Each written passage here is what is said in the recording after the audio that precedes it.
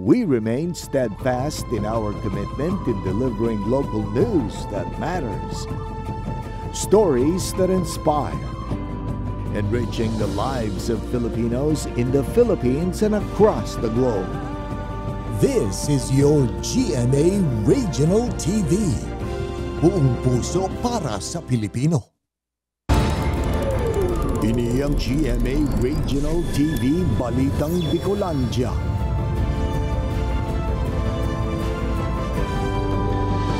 Diyos marhay na hapon mga kapuso, uni na ang Balitang Bicolandia. Hatod miyan pinakadarakula asin pinakabagong mga bareta sa Kabikolan. Kami ang tropa nin katotohanan, mahatod nin mga baretang mayong pigkikilingan, mayo nin pigpoprotehiran. Live halidigdi sa GMA Complex sa Naga City, ako po si Kate Dolovieres. Pasintabi po mga kapuso sa baretang ini, kalansay kan tulong tao nakuha kan NBI Bicol sa Sarong Ampas sa Libon Albay. Ang mga ini, pigtutubudan na pararehong biktima kan Concepcion Criminal Group. Subuot kaparyente kan mga biktima kukuanan nin DNA sample tanganing makumpirmar ang pagkakabisto kan mga kalansay. Tutukan yan sa report ni Jessica Kalinog. Punang kuwan ninyo sa ako, kaptan sa ninyo. Impiyan ninyo maray. Pabutin na ninyo. Dali tayo mapurot pagkuha. Ini ang aktual na pag-recover kan mga kabuhan kan National Bureau of Investigation Bicol kan Pebrero 5 sa mga kalansay kan tulong persona na subuot pighulog sa ampas sa sitio Tagbak, Barangay Makabugos, Libon Albay. Nakuhaan mga ini sa tabang kan sa indang mga asset asin informant. Til, kutanay ka. Til, mo ko pag. Sure? Ti si Aki Eugene. Amo? Si Eugene ito. Amo? Mo ko pagkuha nito bang tanay ka. Ang mga kalansay na nakuha sa lugar, pigtutubudan na lawas kan 40 anyos na si Eugene sa Sota. Adopted child kaining 11 anyos na si John Paul sa Sota. Asin 10 anyos na si Cyrus Sarabis, na subuot na hiling kan mga witness na sarabay pigkua asin daradara kan grupo ni Gilbert Concepcion pasakat sa bulod asin di inaliwat nahiling na nagbalik pa. Sigun sa informant, nahiling subuot ni Concepcion na kaulay ini kan mga otoridad kan mga panahon na dapat kota nang madadakop na siya. Disyembre 27, 2023 kan may report na nawawaraan na sabing mga persona. Separated po yung mga bungo nila at may mga butas po. Hindi po, kami po ang nag-gather piece by piece, isa-isa lahat yung mga kalansay doon, yung mga skeletal remains. Yung skeletal remains nung malaki malaki pong sako, yung dalawa po maliliit lang. Kukuanan man ang pamilya kan mga biktima nin DNA sample nganing makumpirmar ang pagkakabisto kan mga kalansay. Sigun sa biological mother ni John Paul sa Sota, 2 months old pa sanaan sa iyang aki kan masuway ini sa iyang poder sa paglaom na mapapamaray ang buhay kaini. Kaya labing kagabatan sa buot na mayo na ininin buhay na maibabalik sa iya. Asin day na nakaabot pa sa birthday kaini sa aga. Halos gabi-gabi nagdarasal talaga ako simula nang mangyari yun. Sabi ko, Diyos ko, sana kung nasaan man yung anak ko. Sana maisip nila yung ginawa nila sa anak ko. Iba man subot ang sospek sa kaso na ini asin mayong kinaaraman ang enot ng nadakop kan NBI sa Laguna. Mientras tanto, sa report kan PNP Bicol Regional Office 5, nasa 27 mga miyembro asin taga-suporta kan Concepcion Criminal Group ang nagsuko na sa kapulisan. Apuera pa iyan sa mga naarestar asin nagadan sa mga operasyon. Ang nakonfirma talang po, sir, so nag-iibahan sa duwang pigahanap ta. Oo. So, sa paagi po nindo, baad madangog or mahiling ninda, mas magayon pang sumurinder na sinda. Kasi baad iba pa ang mangyari pag nagturo para ng autoridad ng sinda. Kaibanan si Jovel Obiso, Jessica Kalinog, Balitang Bicolandia. Information drive kan Camarines Sur Police Provincial Office sa mga fuerang barangay asin eskwelahan sa probinsya. Nagindalan subuot para magkaigwanin kusog buot na mag-report ang mga biktima nin panlulugos. 19 kaso nin panlulugos sa Camarines Sur na ikurit kan Women and Children Protection Desk ngunya na taon. Uyan report ni Chris Novello. Dai pa man natatapos ang presenteng taon, nasa 19 kaso na ning panlulugos ang naikurit kan Women and Children Protection Desk kan Camarines Sur Police Provincial Office po Enero 1 hasta Enero 6. Bilog ang paglaom kan mga otoridad na dai na ini malobo pa Sa datos kaya kan CSPPO, kabilog ang 210 na kaso man ang nairehistro kan taong 2023 na mas mababa kung ikukumpara sa 287 na kaso kan 2022. Nanotoran man ang paghuro sa mga naikurit na kaso sa nakalis na 5 taon. Ang pagbaba kan trend ang resulta subot kan mas pinahiwas na kampanya kan mga otoridad sa mga fuerang barangay na komun na lugar kung saan nangyayari ang siring na krimen. Puon subot kan nilansar ang programang Project Maricas o magin alisto rigmat isip kontra abusong sexual. Nakaresibi subot ang Women and Children Protection Desk ang PNP Camarines Sur nin mga late reported cases din panlulugos. Na mga information drive na ginagawa ng ating mga kapulisan sa mga barangay, kaya nalalaman po ng ating mga kababayan na pwede pala silang magsumbong kahit medyo matagal na yung nangyari sa kanila. Sa paagiman kan mga information drive na ini, nagakaigwang kusubot ang mga biktima na magsumbong sa mga otoridad asin mapanimbag ang mga may sala. Kumun sabot na biktima kan panlulugos sa probinsya ang mga minor de edad na kulang pa ang kaaraman sa nasabing bagay. Kasi may mga ibang mga biktima na hindi nila akalain na rape victim na pala sila. Nangapo din man ini sa mga biktima na nagduwa-duwa pang magsumbong sa mga otoridad na dai matakot asin makukuha man ginara ang hustisya katuwangan man na ilain na ahensya kan gobyerno. Nakiki-coordinate po kami, nag-urulay kami, case build-up, dagdagan po nindo arkani, dagdagan affidavits, dagdagan ini pa mga kaipuhan pang evidence para maging strong. Kaibanan si Carlo Abunita, Chris Novelo, Balitang Bicolandia. Panahabon kan sarong lalaki sa sarong establishmento sa Naga City na hulikam. Sulot na jacket kan suspect durante kan panahabon na nakuanan sa CCTV na gindalan tanganing maaresto ang suspetsado na napag-aramang luwas laug na sa kulungan huliman sa panahabon. Ini asin iba pang detalye aramon ta sa pagtutok live ni Chris Novelo. Chris?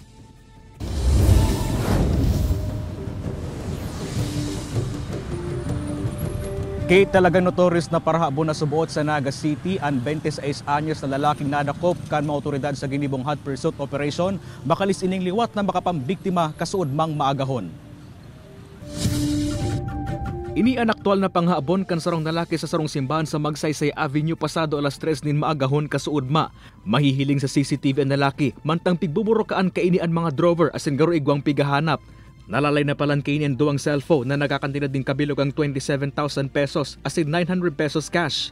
Ang lalaki sa video iyo man ang pigtutugdog nasa likod kan iba pang insidente ning harabunan sa syudad. Kanakulo siyang kaso. Actually, before siya na naghabon, na ano na siya, di kaya lang, dahil filing ka, dahil may siya na inquest, nakaluwas siya. After 3 days, nag-ibo na naman siya ng krimen na paghabon talaga. Tulos man na nagkondusir ng hot pursuit operation and theft and robbery unit kan kapulisan. Asa sa nadakop sa barangay Balatas ang 26 anyos sa suspetsado. Dakula subot ang naging tabang kan kuwakan CCTV sa marikas ng pagkakadakop sa suspect. Naginyabi man sa pagkakabisto digdi ang sulot kaining jacket na iyo man ang sulot kaini durante kan sa iyang ginibong pangahabon. Nakuanan pa ang suspect din sarong sa siya nin pigtutubodang shabu. Bawas na subuot ang droga na pigtutubodang ginamit na kan suspect. Sangon niya, nasa kustodiya na inikan NCPO Station 6 para sa maninigong disposisyon. Ang tips sa publiko, yung ang kada establishment dapat mag-ano ka CCTV o dapat igo ka mong mga security. 24 hours dapat. Kasi ang lugar na yan, bako lang sa ang pagbantay sa mga paraabong, kung di baka soloon yan, raraoton lang, dapat igo tayong security.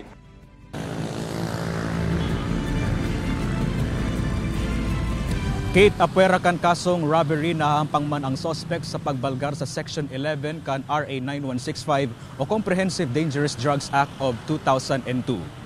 Kate? Jos Mabalos, Chris. Gadana kan madukayan kan mga otoridad ang sarong 74 anyos na lalaki na nakasabay sa nasulong kubo kaini sa Barangay La Union, Castilla, Sorsogon. Sa report kan Castilla MPS, inabutan subuot kan agum kaini ang biktima na mayo na nin buhay mantang tumtum naman ning kalayo ang pigdadagusan kaining kubo. Tulos man na nagkondusir nin investigasyon ang mga otoridad para maaraman ang pigikanan kan kalayo. Apwera kaini dai man pigigilid kan mga otoridad na posibleng igwang foul play sa insidente kaya padagos ang hararumang investigasyon kan Soko. Hinihintayin po namin na dumating yung result ng Soko sir kung may ma-determine na may foul play. And nagsasama pa rin po kami ng follow-up investigation regarding po doon sa kaso.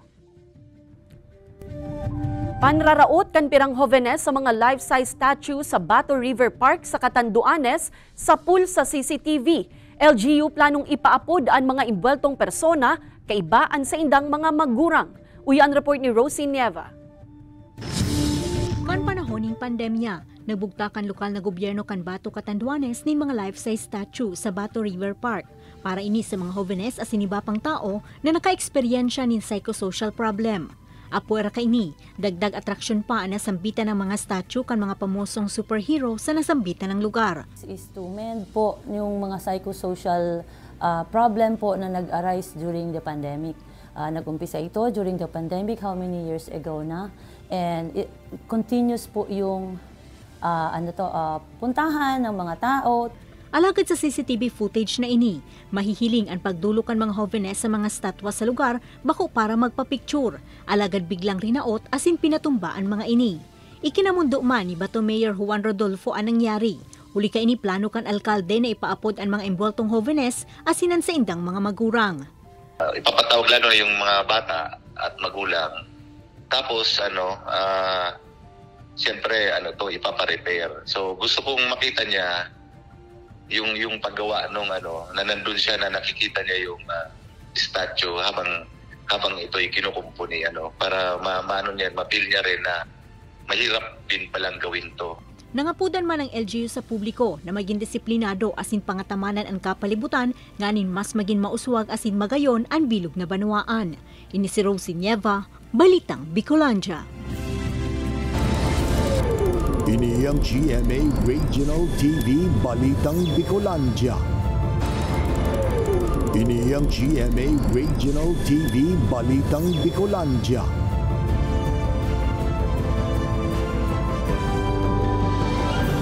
Pirang residente kan Kamalig Albay kaipuhan subuot na maglaugman giraray sa danger zones kan Bulkang Mayon tanganing makapaghanap buhay. Anasperso kan gobyerno probinsyal kan Albay tanganing maibitaran na ang paglaug luwas kan mga residente sa critical zone kan Bulkan. Aramunta sa report ni Jessica Calinog. Aroal daw, sarong oras subot na naglalakaw si Tatay Ariel pasakat sa iyang pigtatanumanin mga gulay asin piglalawigan in damulag. Ngunya na aldaw dara niya ang abono para sa iyang mga tanom na Baguio beans. Alagad an sa iyang destinasyon, nasa laog kan 6 km permanent danger zone kan Bulkang Mayon, sa porsyon kan Barangay Anuling Kamalig Albay. Sa irarom kan alert level 2, pigdidisganar an anuman na aktibidad sa critical zone kan Bulkan, huli sa huma na darakan mga aktibidad kaini. Yan so paghanap buhay. Mga tanom. Day po nindo pwedeng bayaan? Day. Bad sa liseyong kan iba, puro pa siguro lang. Pag medyo may namati dyan, binahali lang ko na, binababa. Buhay ba, saro man sana. Kung minsan, naghangos. Kan magkaigwanin phreatic eruption kan Domingo. Nakapuli na subuot si Tatay Ariel ka ito sa relocation site. Sigun sa Albay Public Safety and Emergency Management Office, sa irarom kan alert level 2 status, mahigot na pigpapangalad ang paglaog sa critical zone o ang 3 to 4 km danger zone gikan sa crater kan Bulkang Mayon. Ang porsyon na ini, ihuman ang lokasyon kan pirang mga tanuman kan mga residente. Enot naman na pigtukar kan APSEMO asin gobyerno probinsyal kan Albay. Ang relocation program nganing mayo ng mga pamilya ang kaipuhan pa ebakwaron tuyong nagaalboroto ang Bulkang Mayon. Itong totally na no property at all, ito ang pigre-recommend sa relocation at house and lot, ang relocation programs and the plus livelihood. Ito man na may property outside of the danger zone, housing lang ang support. Alagad nganing ini marealisar, kaipuhan subuot ang ordinansa kan sangguni ang panlalawigan na mapangalad sa permanent settlement sa high-risk zones kan Bulkang Mayon. Siring man na malatag kan mga panundon sa limitadong investment asin human activity digdi kun mayong aktibidad ang bulkan. Kaibanan si Jovel Obiso, Jessica Calinog, Balitang Bicolandia.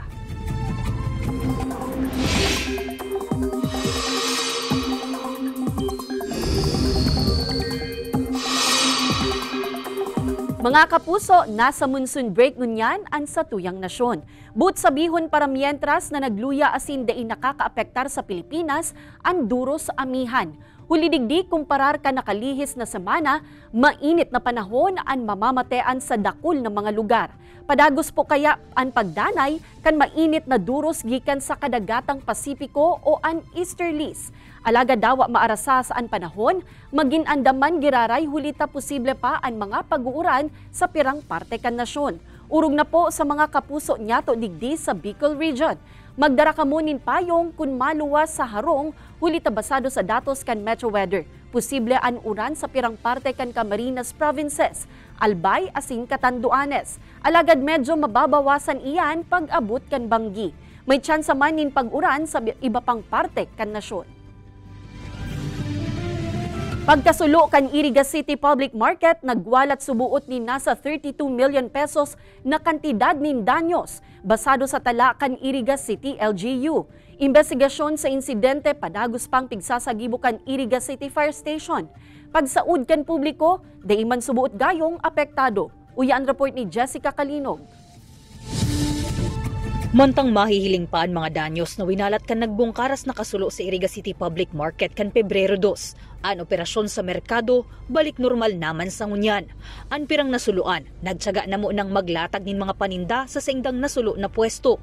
Kaypuhan kay adaan ninda na makadilihensya. Arog ninda sila nakabali sa nadan yaran kan sulo, ang saindang freezer asin pirang frozen goods na saindang inutangan pa sa supplier. Mga harani pong 100,000. Kasi po ni si laog po kayo ng si mga freezer. Nagkakantidad po siya kung gabos-gabos po ito. Nasa 200. Tapos si mga araw pa kayo ni sinarot po si freezer. Hindi matransfer sa iba kasi mayroon naman kami ibang freezer. Sa inisyal na datos kan Iriga City LGU, nasa 32 million pesos ang kantidad kan danyos na winalat kan kasulo. Kan Biyernes, nagtaonan nin family food packs asin non-food items ang DSWD Bicol asin Iriga City LGU sa nasa 109 stall owners asin tulong transient vendors na naapektaran kan kasulo. May 10,000 pesos cash assistance man na ipapanao ang DSWD Bicol sa lambang saro sa mga ini. Mantang nagpapadagos pa ang assessment para sa Sustainable Livelihood Program na pwedeng i-opresir sa perang kwalipikadong stall owner. Liwat man na nagtipon ang incident management team kan syudad, nganing pag-ulayan asin tukaron ang dapit sa nagpapadagos pang investigasyon sa insidente, kabali na ang magiging temporary relocation kan mga apektadong stall owners. Po, ang kaipuhan to pong i-relocate, ito pong yaon sa rice, saka sa feeds. Ito pong mga sa PNR property, because transient vendors sinda, madali man po itong i-reconstruct in a matter of 3 days, makakabalik na sinda duman. Basta maklear na po kang fire marshal matapos ng investigasyon. Sa naharani sa nada talaga ang lilipatan sigun sa 68 anyos na si Tatay Paul. Mas maganda, parang sarong dumanan lang. 15 diyas ang pigtao sa BFP nganing matapos na ang investigasyon. Sa durasyon na ini, hihinguhahon man subuot kan lokal na gobyerno na matabangan ang mga apektadong stall owner. Nganing sa mas madaling panahon, makabalik naman ang mga ini sa paghahanap buhay. Kaibanan si Jovel Obiso, Jessica Kalinog, Balitang Bicolandia. Kasabay ka napaparaning aldaw nin mga puso, liwat na ipapautob kan lokal na gobyerno kan Basud, Camarines Norte ang pagtugot sa mga single na empleyado na mag-leave sa saindang trabaho sa Pebrero 14. Ang nasambitan ng programa, anum na taon nang pigigibo kan LGU tanganing matauanin oras ang mga single na maging maugma asin mahanap ang saindang mga pwedeng maging kapartner sa buhay. Apara kaini obheto man kan programa na mabalanse kan mga single na empleyado ang saindang trabaho asin personal na buhay. Hulita sa ruining office order, ang mga empleyado na habong i-avail ang pigtataong leave asin mas gusto na maglaog na sana sa trabaho sa Valentine's Day, iko-convert na sana subuot ini kan LGU sa sarong aldaw na suweldo. Sa ngunyan, piga-aram pa kan alkalde kun pira sa mga single na empleyado sa saindang mga opisina, tanganing masyerto na dai kaini maaapektaran ang transaksyon kan LGU. Kidding aside, di ba? Kung gusto rin nila na i-monetize yung mga leave nila, it's up to them kung how they deal with their leave. Para nang sa ganun, masuportahan natin yung pamilya at syempre yung tao din, yung mental health po ng ating mga empleyado. Mga kapuso, bakusan ng pagkamuot ang pwede niyatong iheras ngunya na bulanin mga puso. Ikukondusir na kaya sa Biyernes, Pebrero 9, ang taunang Bloodletting Day hatud kan GMA Regional TV. Obheto kaini na makapagtaunin serbisyo asin malasakit sa satuyang mga kapuso sa bilog na nasyon. Mantang nagtatabang na mahipnuan ang kakulangan sa supply nin dugo sa blood bank. Digdi sa Camarines Sur, gigibuhon ang GMA Regional TV Bloodletting Day puon alas 9 nin aga hasta alas 6 nin banggi sa Robinson's Place Naga asin bukas sa gabus na maut magdonar nin dugo. Donate blood, save lives. See you there mga kapuso.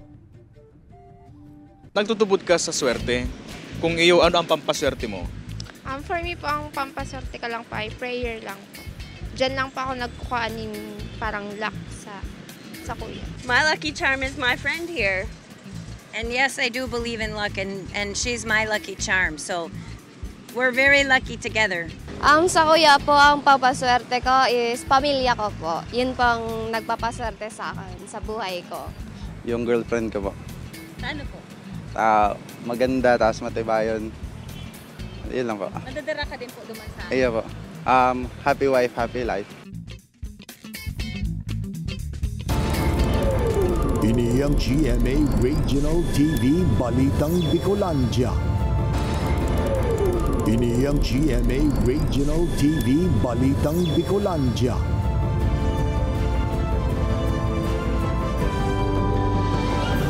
Traffic sa rotonda sa Naga City na inaana susug sa Public Safety Office. Ini makalihis na po na ang rerouting kan PUVs sa Almeda Highway.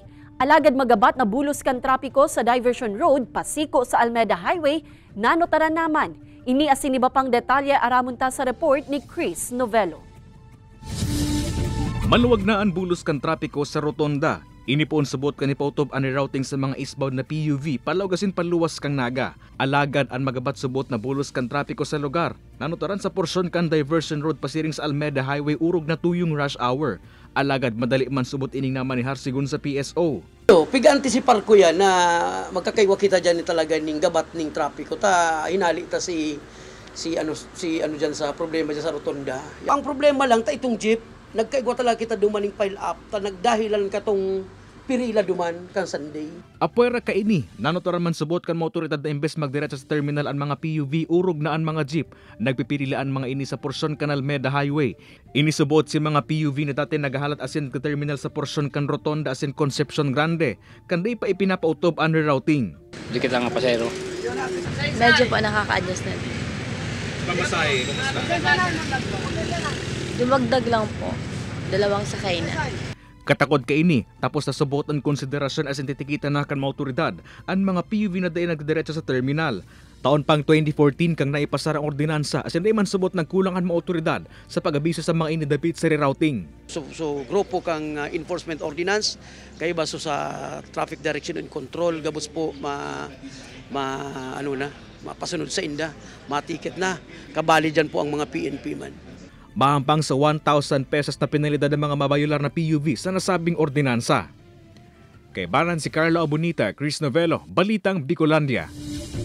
Anom na personang pigtutubudang miyembro kan makawalang grupo ang naka-enkwentro kan puwersa kan gobyerno sa Barangay Lidong, Presentasyon, Camarines Sur. Naglawig nin 5 minuto ang riribayanin putok nin badil kan duwang lado na nagresulta sa pagkagadan kan sarong miyembro kan makawalang grupo. Kabali sa na-recover sa pinangyarihan anman iba-ibang armas asin dokumento. Tinaawan doon man kan Philippine Army na padagos an sa indang gigibuhong pagbabantay tanganing masyerto an katuninungan sa rehiyon asin mapugulan an anumang planong pag-atake kan mga rebeldeng grupo.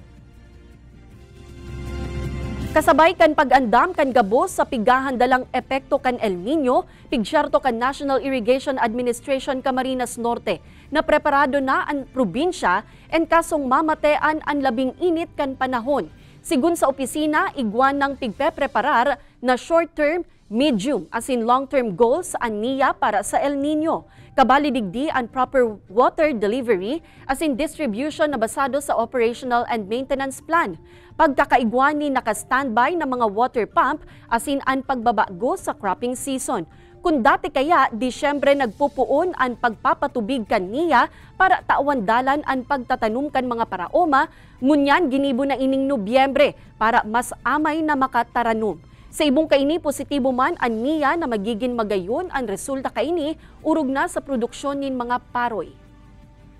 In reference po to dun sa decision at ginawang hakbang po ng mga eksperto galing sa Department of Agriculture na magkaroon po at magsadya ng early planting. Early planting na magtatagal ng mga 2 to 3 weeks. 2 persona sa Albay binawian in buhay huli sa rabies. Mga otoridad mas tututukan ang mga programa kontra rabies, tanganing malikayan na ang mga siring na insidente. Uyan report ni Rosie Nieva. Katatapos pasanakan enot na bulan kan taong 2024, 2 persona na tulos ang binawian in buhay sa probinsya kan Albay huli sa rabies.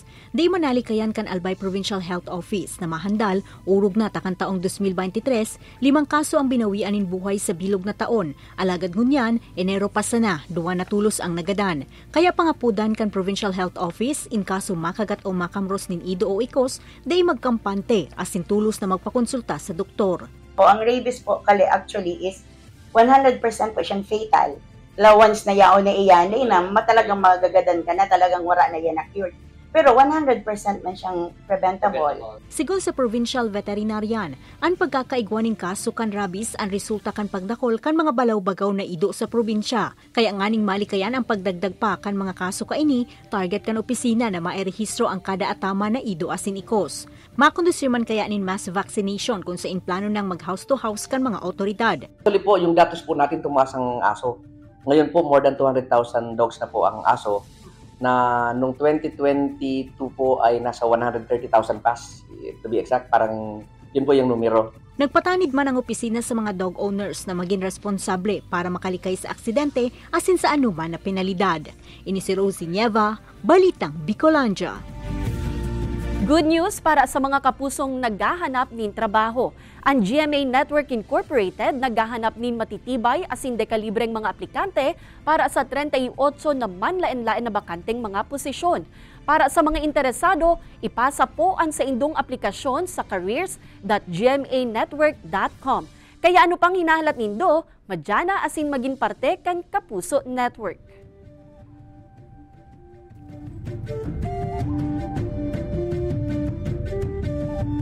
Madadalan ang episode na ini asin iba pang pinakahuring lokal na bareta sa official website kan GMA Regional TV, www.gmaregionaltv.com.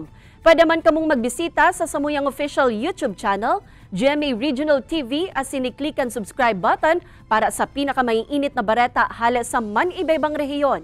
Mabalos sa mga kapusong Bicolanong nagantabay, maging sa mga kapuso nyato abroad. Ninhulita sa GMA Regional TV, Local News Matters. Asin yan ang pinakadakula asin mainit na bareta sa Kabicolan. Ako si Kate Dalovieres. Kami ang GMA Regional TV Balitang Bicolandia, bilog na pwersa para sa mas dakulang misyon asin mas mahiwas na pagserbi sa nasyon.